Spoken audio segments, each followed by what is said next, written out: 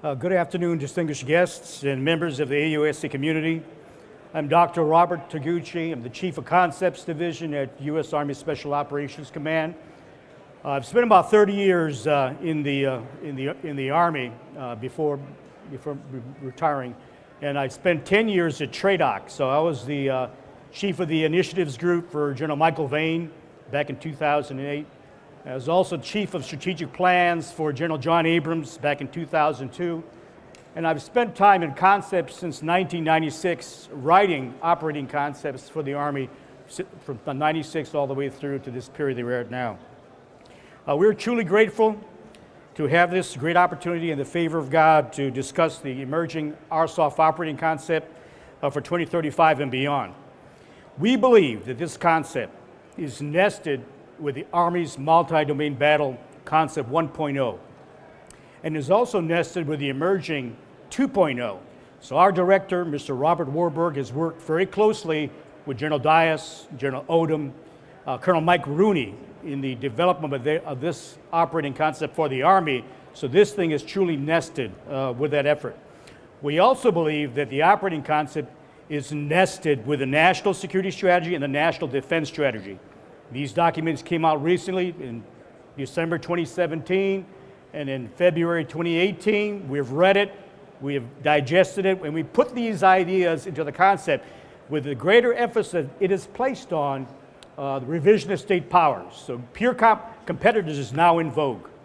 We're looking at peer competitors in terms of who we're going to benchmark against. And the second aspect that we keyed on was the emphasis on the competition space. Competition space is that area below armed conflict. So in the past, DoD has looked primarily at the large-scale operations. But now, with competition between nation states going on underneath that armed conflict threshold, we've got to put some calories against that. We've got to get some capabilities. So USASOC, the RSOF community, is really going after those capabilities for the competition space. Next slide. So for more than 60 years, RSOF has served at the tip of the spear in defense of the nation. Today, it represents a force of approximately 33,000 soldiers strong in more than 70 countries on any given day. RSOF is more than half of the nation's special operations forces. Next slide. So the USASOC strategy, this is put out by General Tovo, indicates there are four complementary capabilities that RSOF provides for the nation. They include the indigenous approach at the top, precision targeting, second, third, understanding and wielding influence, and fourth, crisis response. The operations of today involve a blend of these four capabilities in a comprehensive fashion. And we're going to talk about how we're going to advance these capabilities for the future. Next slide. So in the concept development process, it's really a three-step process. First, we ask, what is the OE, the operational environment, telling us? Then we ask, number two, once we know what the OE is telling us, what are the implications? What does that mean? What does that mean to that RSOF operator? And then third, we have to plan the U.S. response. What are we going to invest in terms of capabilities to really advance where we are today to get that future of tomorrow just about right? So pedigree in concepts is important. Where do we get this operational environment from? So we worked with the NIC, National Intelligence Council, Mr. Dan Flynn, on his ideas on global trends 2035. Notice that number, 2035. We worked with Mr. Jeff Becker of the Joint Staff J7. He's the writer of the Joint Operational Environment 2035, and we spent a day with Jeff Becker to really get into his mind of what is going to go on that period. We spent time with TRADOC, Tom Pappas, and the G2 team, and they have a very robust depiction of the operational environment.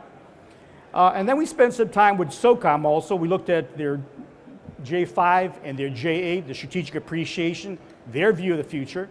So you get multiple lenses of this environment. And then we also spent some time with the Honorable Newt Gingrich. He said, hey, spend some time with us. We went up there in August, spent 3 hours, and he had fully prepared and laid out what his vision of the future was. So we think pedigree is important. before we get started on where this OE is taking us, let's make sure we know what all of the key experts are saying. And we agree with General Milley's statement. We are on the cusp of fundamental change in the character of ground warfare. Ground warfare is changing. It's changing under our feet, and all of those here in this environment know what I'm talking about. And we're going to step through this arc of change that's going on. So we have 5 data points we're going to talk about. Obviously there are more, but we're going to emphasize these 5. So bottom left, there's a globally scaled information environment out there, getting more and more connected. Everybody is being connected to the internet. These mobile years are growing exponentially. We're talking about growth that you're going to see smartphones in the hands of most individuals. By 2020, 70% of folks are going to have smartphones. The population around in the globe is going to have 6.1 billion mobile devices out there. So we think that the population in general is going to be connected. So at the same time you have this connectivity going on in the information environment, you have this fragmentation going on in countries. Why is that?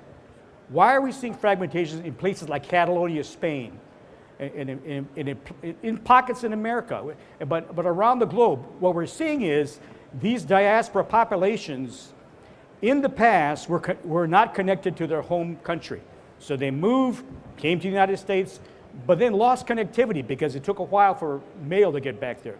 But now with the globally scaled information environment, they're connected to that home country. So there is really less of a need to assimilate within these societies. So you're going to see more fragmentation going on at the same time you have a globally scaled information environment. Now let's move up to the second bullet, artificial intelligence. So what are some data points in AI? And I saw a lot of AI in the booths around here. So Google reported in 2012 that they had 2 machine learning projects. Think about that, 2012, not too long ago, 2 machine learning projects. By 2016, they reported over 1,000. So how do you go from 2 to 1,000 in a 4-year period? You've got exponential change going on. And they also reported in 2016, there are over 1,000 startup companies making their money just by artificial intelligence and machine learning. That's one data point. Another data point is data is just exploding. So every 2 years in the globe, we are doubling the data in this world. So think about that. Every 2 years, we're doubling the data. So that means the past 3 years, we have created more data than since the history of the world. In the course of human history, we've created more data in the last 3 years. What does that mean? What does that mean for us? I've read a book by Walter Millis, Arms and Society. He has a thesis in this book that what happens in society happens to the military. So he's speaking to us. If you want to know what's going to go on in the military, just watch society. So he talks about the democratization of society, how democracy broke in the 1760s and on. Lo and behold, warfare had more of a democratic nature and character to it.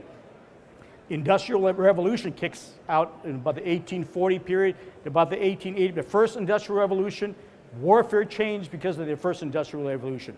The second industrial revolution kicked in about 1880 to about 1945, and we saw tanks and airplanes and other mechanized systems, and war reflected that. So what are we saying today? The character of war is going to change just like society is changing. And we need to be aware of that and anticipate this future. So, artificial intelligence, what does it mean? And that's a hard thing to grapple with. Some people might say, it's just robotics. You know, just go out there and look at the robots and that's what AI is. But in fact, our AI is going to be like electricity. It's going to affect every single area of the military system. It's going to affect recruiting, training, personal management, logistics, sustainment. It's going to affect accessions. It's going to affect operations and intelligence. So it's going to have a wide gamut. Where do you start? So within USASOC, we have already worked on 5 big data initiatives. And I'm not going to cover them in detail now, but they do touch on things like accessions and recruiting. It does touch on readiness reporting. It touches on data integration. To Laura Hayes for winning today's AUSA Walking Challenge. Laura, please make your way down to the AUSA membership booth, number 4000, to claim your gift card. Congratulations again to Laura Hayes for winning today's AUSA Walking Challenge. And we're also working on big data initiatives like SORT-OE, which is a special operations requirements tool anticipating the next gray zone. So AI is going to have a wide impact upon many aspects of the military system. Next bullet, additive manufacturing. I think you folks are aware of that. You know how we are able now to print different capabilities. We could print repair parts. We could probably print ammunition. I've been told we've been able to print food. So if you have a 20K road march and you come back from that road march, there's a way right now in our human dynamics and performance lab for them to look at your bodily symptoms, diagnose you, and give you a candy bar that gets you well, tailored for you. So the printing of food, printing of repair parts, printing of weapons. This is where the future is going. Do we need in the future to move everything overseas, or do we need to wait 6 weeks to get a repair part? Okay, we use additive manufacturing in the country that we're in. We need to think ahead for that future. Network targeting. That means that the sensors out there are going to be growing. Sensors that are looking at and finding the targets. So the Russians have already demonstrated the ability to hand cell phones out to civilians. So a 10-year-old kid can walk up to a Ukrainian unit, look at it, take a picture, send that data back, and what do? They send a UAV out to verify it, and a second UAV out that lasers it, and you've got a network targeting system. This is just going to get more difficult in the future, where we think that there are going to be more sensors out there, more connectivity, and a demonstrated battle network capability we've got to be aware of and be able to survive in. Fifth bullet talks about the shifting global order, and there are many aspects of that shifting global order: demographics, the youth bulge, aging populations, climate change, mass migration, urbanization, moving to the cities. Global movements are all a part of this 2035 future. So we've got to look at this context and think about what does that mean for us. So General Sontag, our two-star commander at the Special Warfare Center and School, said, don't just give me trends, I want to know hard problems. What problems am I going to face because of these trends? So we went back, looked at that. Next slide. And we came up with 6 hard problems. And we've, of course, staffed this. We've had 5 deep dives, 2 review sessions, multiple looks at this. These are the hard problems we're seeing. At the very top, operational concealment. So we've talked about how in the future you're going to have ubiquitous sensors. But not just ubiquitous sensors, you're going to have civilians with handheld devices like iPhones taking pictures of you and sending that data somewhere where a fire complex can get you. How do you survive in that environment? And that sensor environment is going to get worse. So you're familiar with advanced facial recognition. People can recognize you right now with automated PED. They can recognize your face and they can pick you up.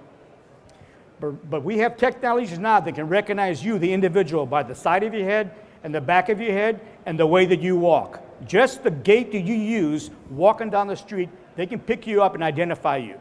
And things are getting even more pervasive in the local retail market. We had a data manager for a large-scale retail store talk to us, and he says, in the Walmarts today, in the Sam's Clubs, in these Costco's that we have today, after about the 3rd visit, you have a digital footprint, and they start collecting on you. And they know where you live, and they know what you buy. And because of what you buy, they start stocking their shelves and identifying where to put it when you come into that store based on your buying preferences. So believe it or not, you have a digital footprint that's being actively collected on as soon as you walk into a large retail store. Some of you have noticed that when you take out your cell phone and you walk in a mall, you'll pass a store and they'll start advertising right on your phone because they know who you are and they know where you are.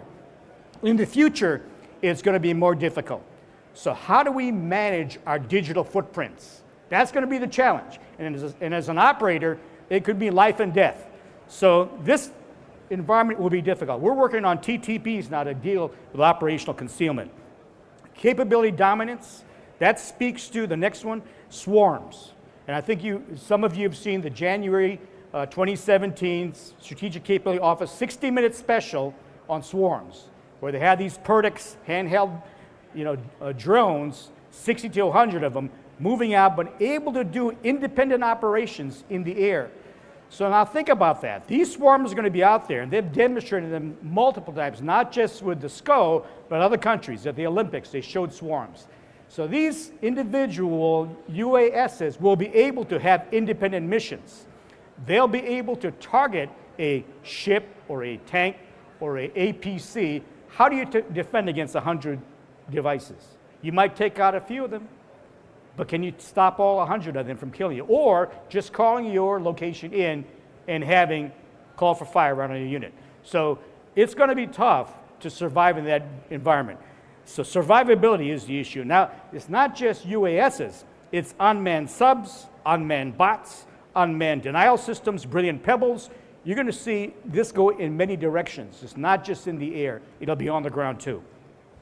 Third bullet, battle networks. So we talked about these handheld devices that civilians can be issued. A 10-year-old kid can be taking your picture.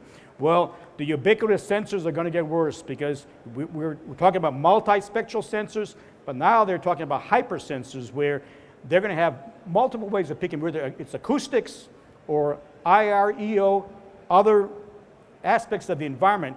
You'll have multiple collections upon your platform or an individual soldier.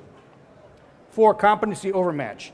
We know today that the kids of tomorrow have an advantage. They're already immersed in the digital environment. In the commercial space now, they're selling programs to teach your 4-year-old how to write code. Preschoolers can write code because of what they have right now. So in the future, if we anticipate the person being born today will be a 17-year-old in the 2030 environment, that'll be your first soldier in your force. Have you anticipated that they're going to have that digital native ability? We have to be able to ensure that the rest of the force is digitally trained like that. Digital information fluency will be very important, and if you don't have it in your formation, you have to have access to it. Antagonize. All of the global trends talk about the super empowered individual. So we peeled the onion back and said, okay, what does that mean, super empowered individual? That means that an individual person will have much more capability because of what's going on over the internet. CRISPR is a genetic modification technique that you can buy that kit, you can put in your basement, and you can start creating viruses that are unknown to man. So they've already demonstrated in laboratories in Canada. They bought a CRISPR kit off the shelf, investigated it, and they created a horsepox virus that had been obsolete for decades. Now it's back in the market because they created this horse virus. So if a researcher can do it, then a terrorist can do it. And anybody can do it because it's going to be readily available to the commercial market.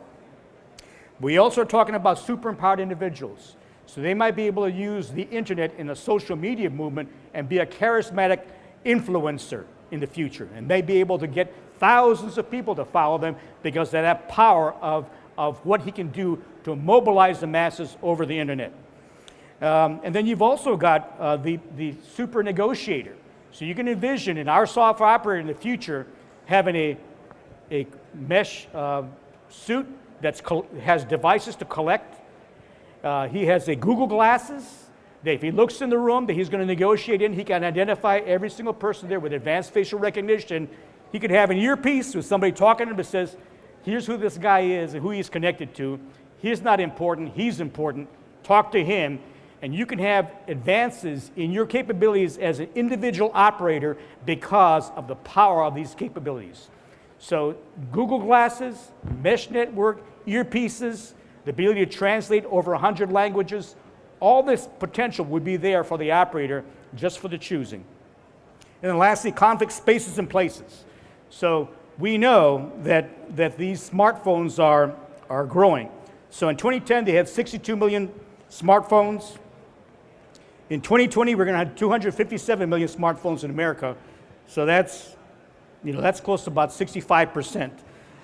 But we also think that in 2020, there's going to be 6.1 billion smartphones in the globe, which would be about They are 70% of the population. So the globe's going to have more and more of access to the virtual space and the cognitive space. So what does that mean? The cognitive space right now is a place where we need to be able to compete. And we'll talk a little bit about that in the future.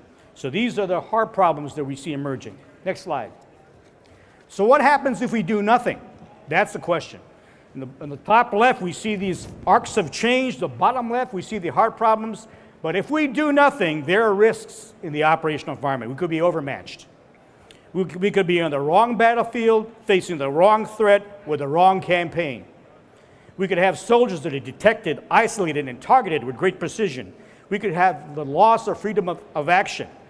All of these things could happen if we ignore this operational environment. But thank goodness we have people like you listening to say, we've got to change. General Milley's got it right. The character of war is fundamentally changed, and it's changed right now. Recognize it, because the threat just has to realize what's going on and take advantage of it. And that's the risk of the environment that we're currently in. Next slide. So what does that mean? The military challenge, we've discussed it. Ubiquitous surveillance, artificial intelligence, enabled battle networks, an accelerating rate of change. So Moore's law is going to continue. For those that thought it was going to stop, you're probably wrong. Why is it going to continue? Because we're seeing a convergence of technologies. So the convergence of these technologies, we talked about biotechnologies, we talked about nanotechnologies, information operations technologies, we talked about AI. I didn't mention quantum. Quantum is a capability that certain countries have right now. You've got quantum communications, you have quantum encryption, and you have quantum computing. There's actually 3 C's. I call coding is one of them. So quantum is technologies they have today, but if we don't take advantage of it, we're going to be overmatched in the environment. So with all of these challenges, how do we maintain a competitive advantage, an enduring competitive advantage? So that gets down to the bottom ideas. So we looked at what do we need to do in this operating concept. The empowered soldier at the very top in blue. We need soldiers that have fluency and competency with technology. They're tech savvy for the digital environments, but they have to be resilient for analog operations. Why do I say that? Why does a soldier have to be resilient for analog operations? Because if you're facing a peer competitor out there, you could easily have a virus in your system and nothing works. You could have no power, and you could have no ability to communicate. So your GPS system and navigate goes down. So if that happens in initial stages of a conflict, you're going to be analog. So that RSOF operator has to be able to span high-tech and a low-tech mix. Also, that RSOF operator will have to have the ability to mine locally, mine the information in that local space. Why is that? We're already seeing it now. Fake news, fake data, fake narratives. This is going to continue. And it's getting kind of scary where if you watch videos now, there's a video out of the Russians claiming they landed on the moon.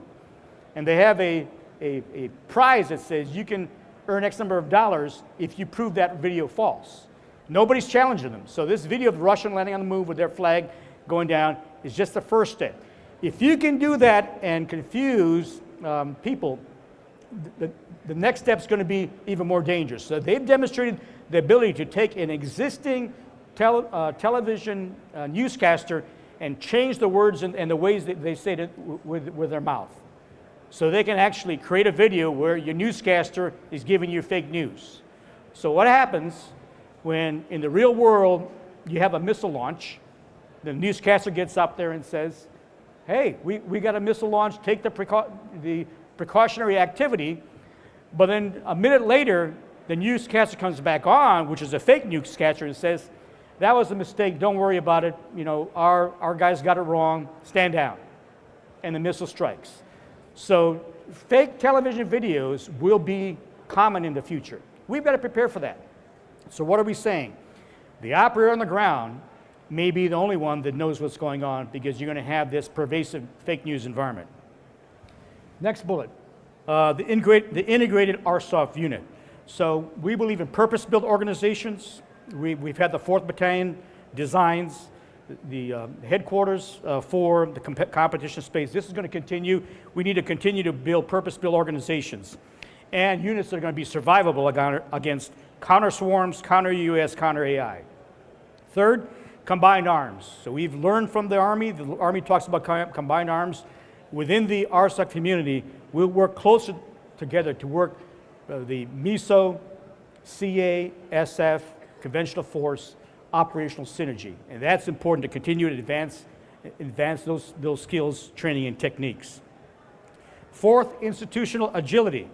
So that means to continue to foster a culture of innovation, but not just a culture of innovation with the operating force, one with the institutional force, one that looks at rapid prototyping and applied practice, and perhaps innovative use of funds such as 1202 funding. And then lastly, we want to talk about CF soft synergy. We've made great strides in improving the relationship between conventional force and Army Special Operations Forces through I-3, but in the future, we're going to go even further.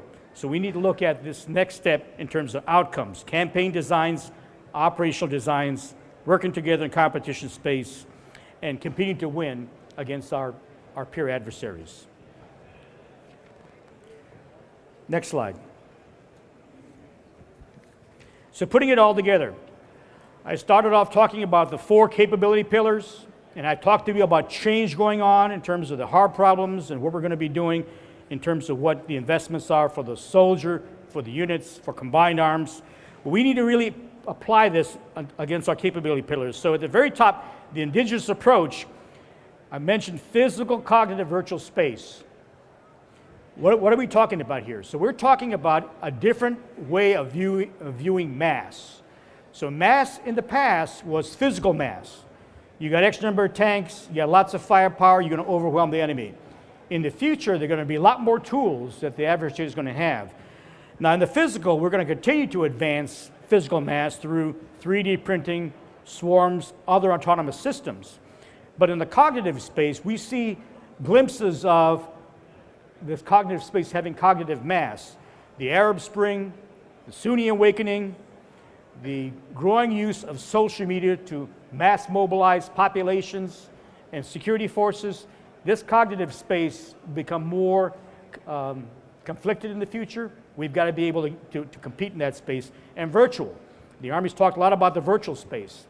But you also have that cyber and EW challenge with distributed denial of service attacks, bots, and the fake news perspective that we talked about earlier. So virtual mass is going to be something that we have to compete in that space. So in all 3 areas, physical, cognitive, virtual, we must apply the indigenous approach. Precision targeting, that's going to get it even better in the future.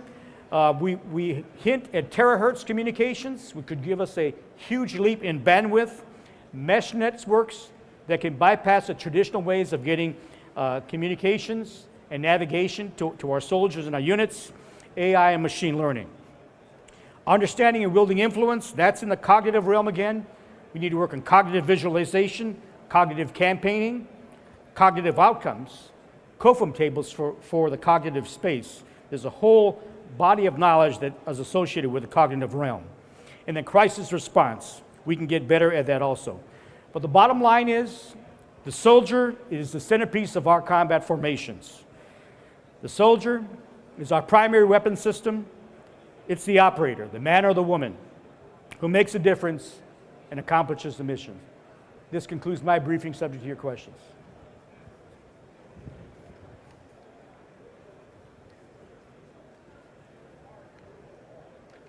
Oh, come on, you get at least one question.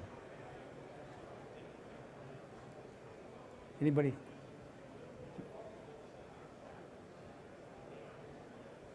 Nope. Question?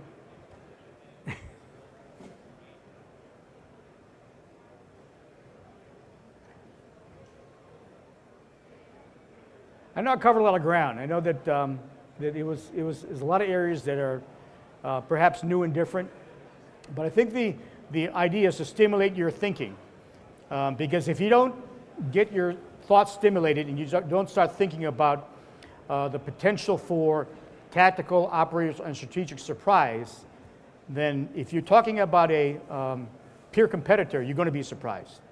So as a minimum, I read this book about by Carl Bilder and William Hicks. So this is General Hicks, called Assumption-Based Planning.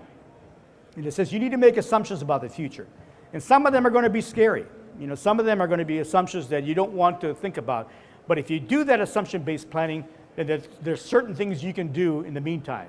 And he talked about in this book shaping actions and strategic hedges. So a lot of these capabilities are really shaping actions and strategic hedges. You may not be 100% there to be able to operate in that environment, but if you get partway there, you'll have the building blocks to be able to adapt and innovate in that environment. But if you haven't started anything, and the adversaries have, then it's a huge gap to close. So we have to be thinking in terms of an assumption. This is technology we have here today. What can we do with that tomorrow? And have we done the necessary steps for the shaping actions and strategic hedges in terms of capabilities for that environment? Okay, all right, thanks.